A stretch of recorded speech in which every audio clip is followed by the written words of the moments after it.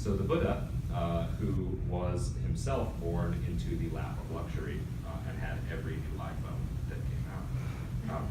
Obviously not really, because he was in ancient India.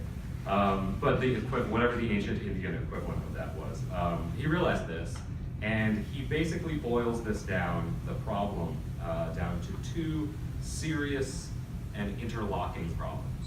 Right? So the first problem has to do with desire.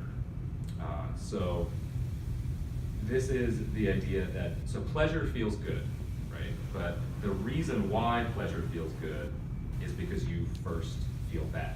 Like you want something and you feel like you lack something, and then when you get it, it feels good to get it, right? That is desire. That's how desire works. Why is poker beneficial, or what can an average person who plays poker learn from the game? Well, I think there's several things you can learn if you start to take poker, if you play a significant amount of poker. The first is you can learn a lot about mathematical concepts, even if you don't want to. Anybody who plays a significant amount of poker starts to learn a lot about statistics, math, probability. And it's pretty crucial for you because you can be in various situations where you think you're actually losing in the poker hand, but it depends how much money is available on whether it's correct to proceed or not. Right?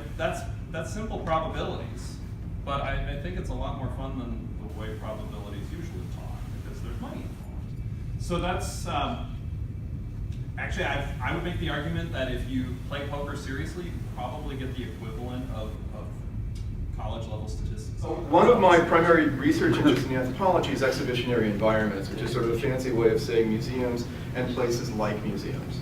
I'm fascinated by the way that objects and spaces are arrayed to tell stories, and often investigate linkages between the seen, those things that are on display, and the unseen, the sort of large narratives that they support beyond text, labels, and catalogs.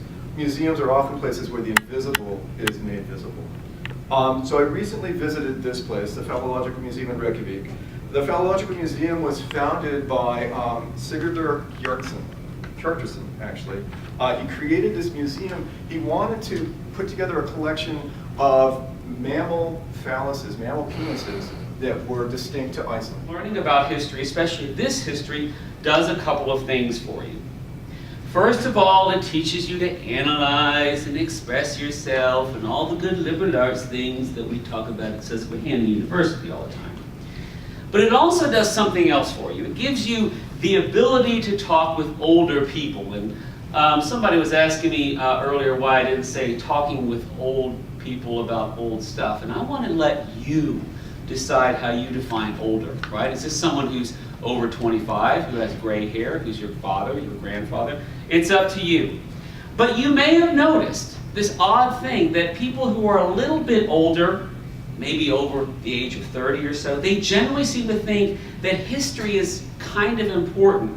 And there's, I hate to generalize, there's kind of a broad assumption amongst a lot of people who are a little bit younger that history is like ancient stuff that's not really very relevant.